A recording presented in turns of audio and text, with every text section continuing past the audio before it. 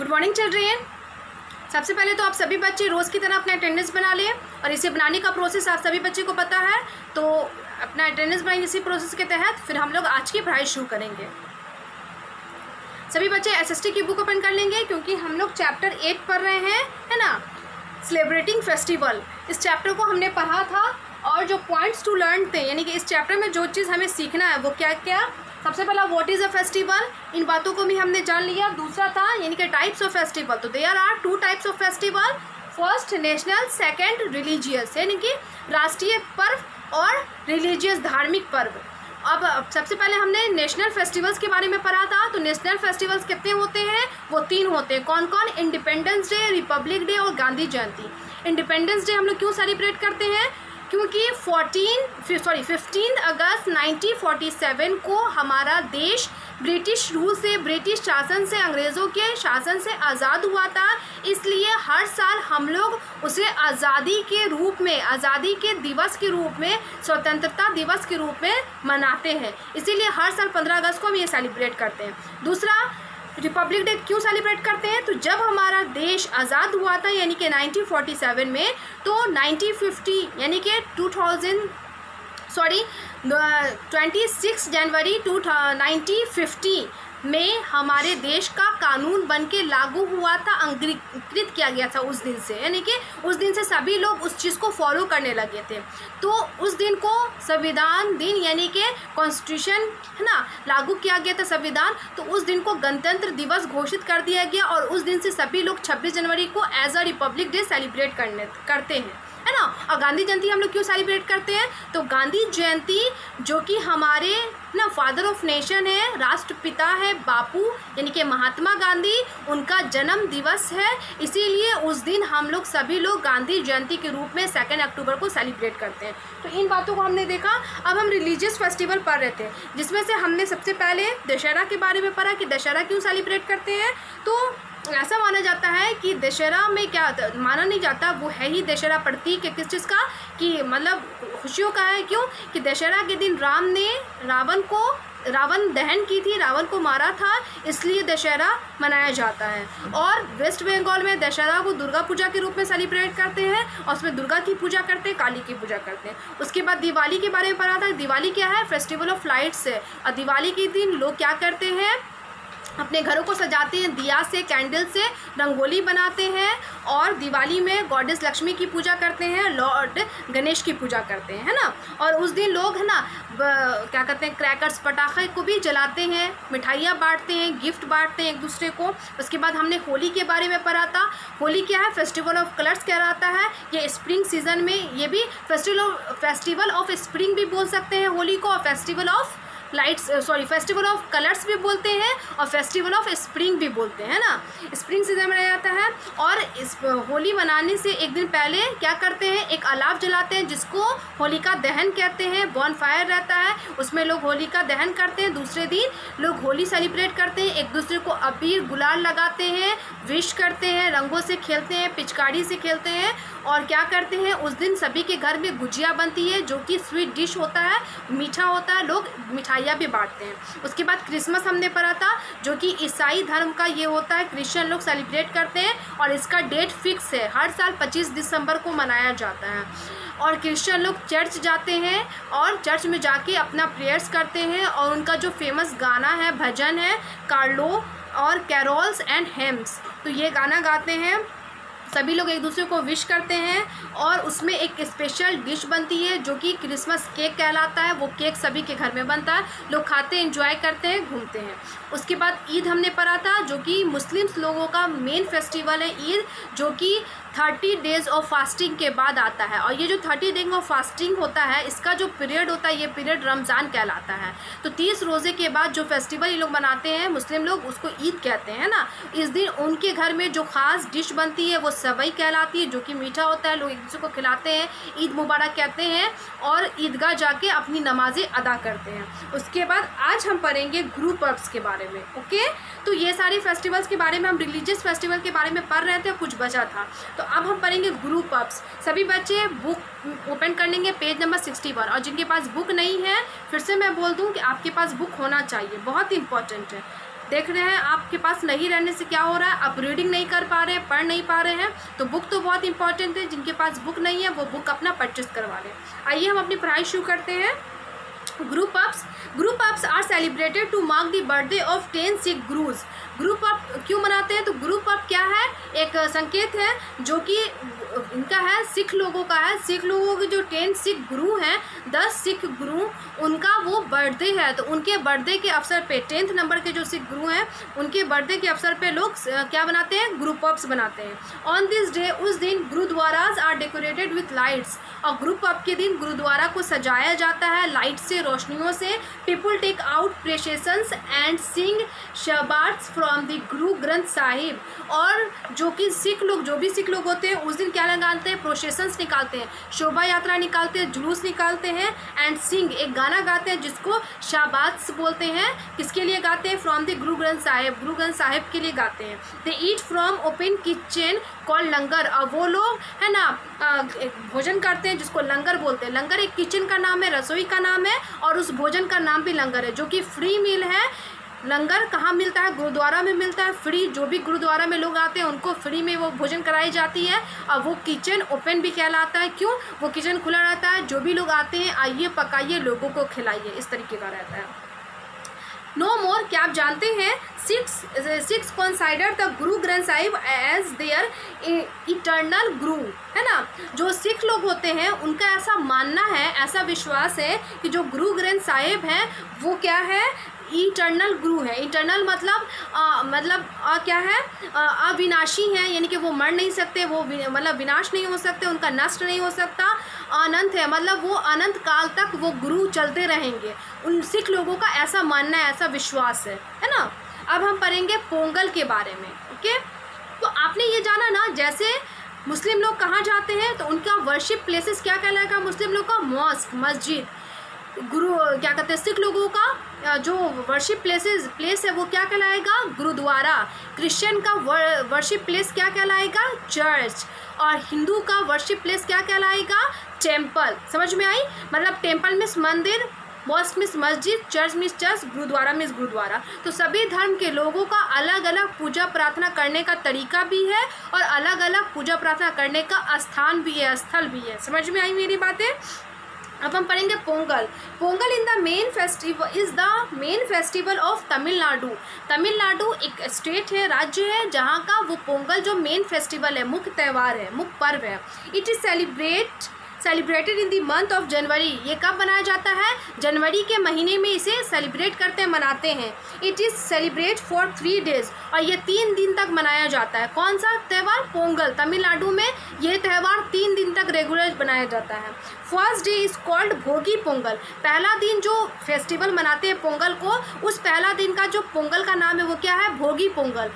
भोगी पोंगल क्या होता है वो देखेंगे। ऑन दिस डे, जिस दिन भोगी पोंगल आता है, यानी कि पहला दिन जो फेस्टिवल रहता है, पोंगल 3 दिन तक रहता है। और 3 दिन में जो पहला दिन होता है, फर्स्ट डे होता है, उसको भोगी पोंगल कहते हैं। अब भोगी पोंगल में क्या करते हैं वो देखिए। ऑन दिस डे, जिस दिन भोगी पोंगल रहता है यानी कि first day, Indira the rain God is worshipped. तो उस दिन जो कि इंदिरा क्या है? रेन गॉड है। उनका मानना है कि जो रेन गॉड है, इनके वर्षा की जो गॉड है, देवी है, देव है, तो वो इंदिरा है, उसकी पूजा करते हैं भोगी पोंगल के दिन। क्या करते हैं? भोगी पोंगल के दिन इंदिरा गॉड की पूजा करते हैं। ओके, अब पेज नंबर 62 ओपन कीजिए आप लोग। The second day is called Surya Pongal, है ना। जो सेकेंड डे कौन सा होता है? सूर्या पोंगल वो लोग बोलते हैं, सेकेंड डे को सूर्या पोंगल। तो when Surya the sun god is worship, है ना। तो जब सूरज निकलती है, यानी कि सूर्या, दैट मीन्स कि सन गॉड, सूरज के जो देवता है उनका मानना है, जो भगवान है वो सूर्या उनका नाम है, तो उसकी पूजा वो लोग करते हैं। जब सूरज निकलती है तो सूरज की पूजा करते हैं। On the third day of Pongal, जब पोंगल का तीसरा दिन होता है, कैटल इज वर्शिप, कैटल की पूजा करते हैं। कैटल समझते हैं? मवेशी, पशु, दैट मीन्स कि गाय बैल, इनकी पूजा करते हैं। It is called Mattu Pongal. और उस पोंगल को जिस दिन कैटल की पूजा की जाती है, मवेशी की, पशु की पूजा की जाती है, गाय बैल की पूजा की जाती है, उसको क्या बोलते हैं? मथु पोंगल। तो समझ में आया?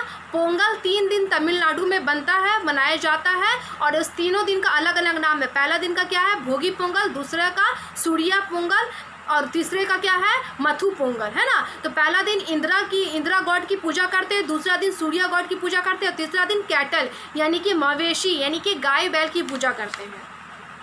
ए special dish called Pongal rice is prepared at Pongal. अब पोंगल के दिन जो खाना मेन भोजन बनता है तीनों दिन, उसको क्या बोलते हैं, पोंगल राइस, एक चावल बनाया जाता है। Pongal celebrated this festival with great enthusiasm, है ना। पोंगल को जो लोग सेलिब्रेट करते हैं बहुत ही एंथुजियाज्म, बहुत ही उत्साह से मनाते हैं, है ना, बहुत ज़्यादा उत्साह। जाहिर सी बात है फेस्टिवल जो होता ही है, festival is a time of joy and fun. Festival मनोरंजन का, इंजॉय करने का, आनंद लेने का ही समय होता है, मौज मस्ती का ही समय होता है। तो जाहिर सी बात है सभी लोग फेस्टिवल को उत्साह से ही सेलिब्रेट करेंगे, है ना, उत्साह से ही मनाएंगे। आप लोग भी फेस्टिवल सेलिब्रेट करते हैं, बहुत मौज मस्ती करते हैं, उत्साह करते हैं। अब है ओनम, ओनम के बारे में पढ़ेंगे। Onam is the main festival of Kerala. Kerala का ओनम मेन फेस्टिवल है, okay.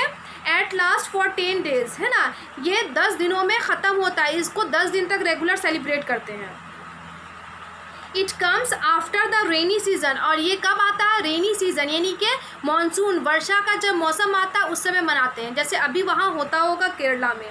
People believe that the great king Mahabali visits his kingdom every year during this day. लोगों का ऐसा मानना है, ऐसा विश्वास है कि जो उनके ग्रेट किंग, महान राजा थे, कौन, महाबली, वो अपने राज्य में, साम्राज्य में, किंगडम में आते हैं, पहुंचते हैं हर साल इस दिनों में, है ना। यानी कि वो 10 दिन तक ओनम को सेलिब्रेट करते हैं। और केरला के लोगों का ऐसा मानना है कि जो उनके महान राजा थे, कौन, महाबली, वो हर साल अपने प्रजा में इस दौरान आते हैं, इस ओनम फेस्टिवल के दौरान आते हैं।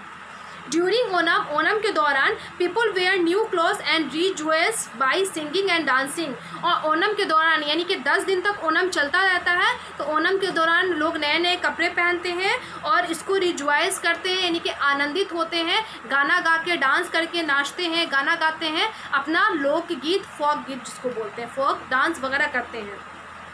Onam is famous for its colourful snake boat races and processions of decorated elephants.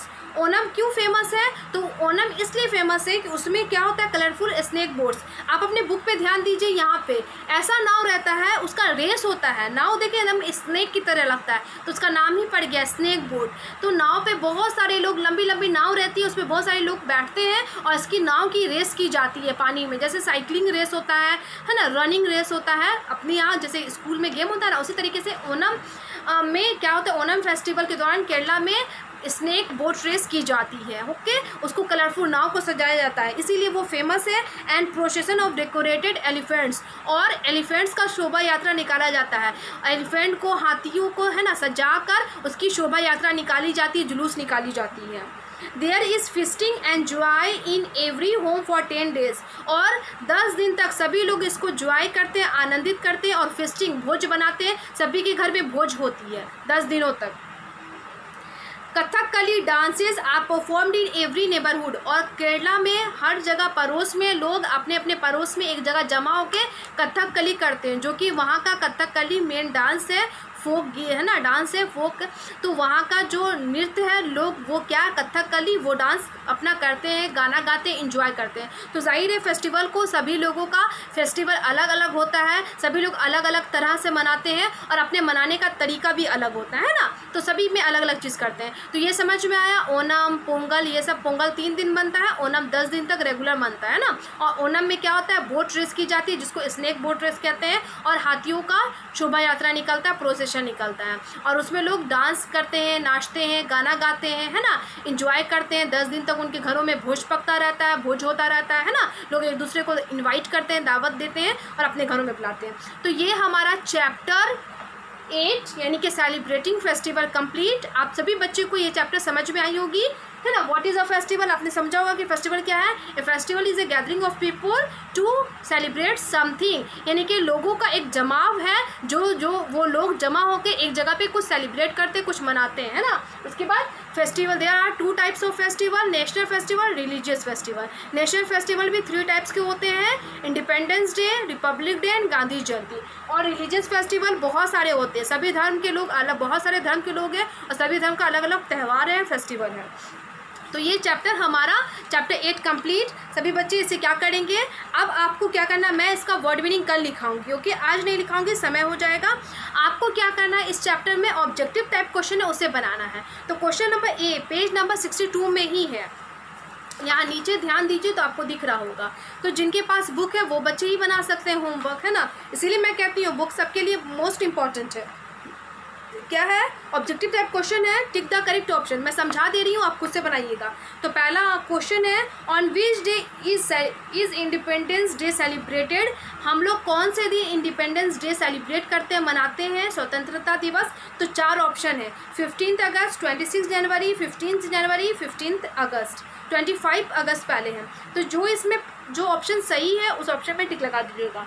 Second question है, Republic day is celebrated on. Republic day हम कब बनाते हैं, तो ऑप्शन है 26 जनवरी, 26 दिसंबर, 15 अगस्त, 26 फरवरी। तो जो ऑप्शन आपको सही लग रहा है वो ऑप्शन पे टिक कर दीजिएगा।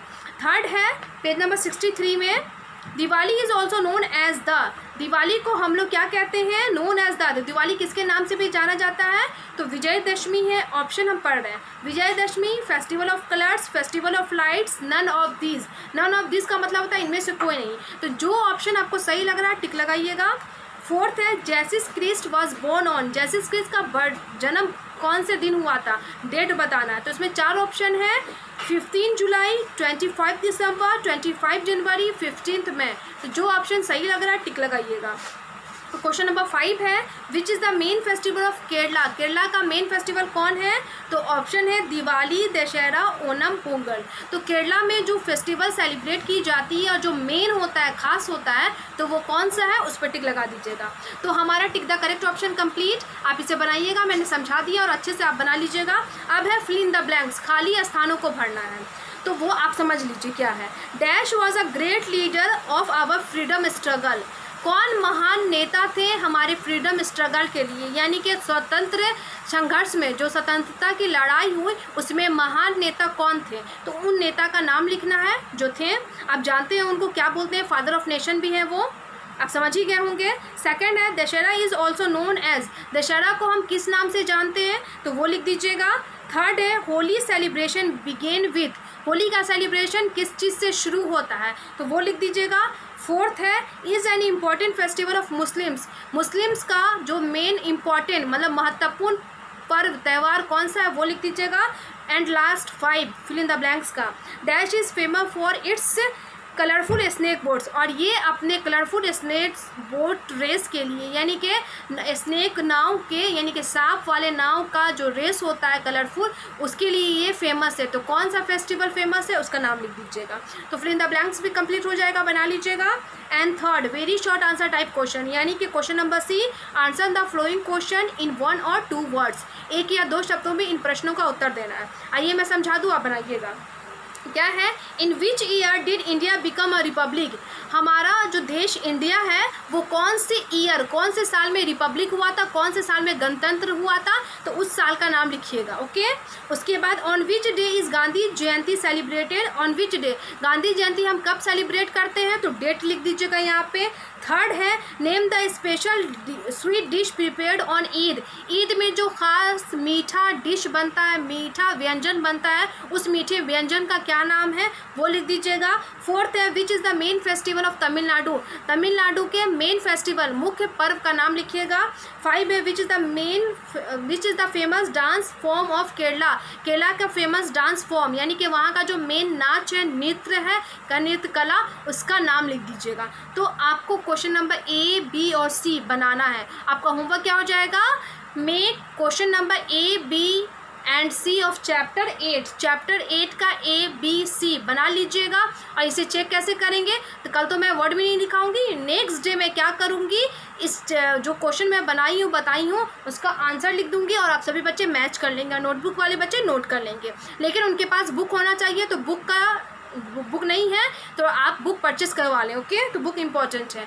और मैं अपनी क्लास को यहीं पे स्टॉप कर रही हूँ, कल मैं वर्ड में लिखाऊंगी। और जब क्लास स्टॉप होता है उस समय मैं क्या देती हूँ, एक गुड हैबिट टिप देती हूँ। तो आज का हमारा गुड हैबिट क्या है, एट टेबल, यानी कि खाने का तौर तरीका। तो क्या है, do not drink with water do not drink water with food in your mouth. जब आपके मुंह में भोजन है यानी कि कुछ खा रहे हैं, चबा रहे हैं, तो उस समय आप पानी मत पीजिए, है ना। पानी नहीं पीना चाहिए। क्यों? ताकि मुंह में निवाला ऑलरेडी, अगर हम पानी पी लेंगे सरक भी सकते हैं। दूसरी बात कि वो निवाले को सही से ना चबा पाए तो उसको पानी के साथ घोट लेंगे, निगल लेंगे, तो वही भोजन हमारे पेट में जाके हमारे पेट को दर्द करेगा और तरह तरह की बीमारियाँ हो सकती है, अनपच वाली प्रॉब्लम भी हो सकती है, डिहाइड्रेशन भी हो सकता है, वोमिटिंग भी हो सकती है। तो हमें क्या करना है, जो भी भोजन हमारे मुंह में है पहले उसे अच्छी तरीके से चबा लेना है, फिर हमें पानी पीना है बाद में। तो इन बातों को आप ध्यान रखिए, खुद भी फॉलो कीजिए, दूसरों को भी बताइए। फिर से मैं रिपीट कर दूँ, do not drink water with food in your mouth. Okay. और क्वेश्चन नंबर ABC चैप्टर 8 का आप बना लीजिएगा, और है ना, और जिनके पास बुक नहीं है वो बुक परचेस करवा लें। आज के लिए इतना ही। Thank you all.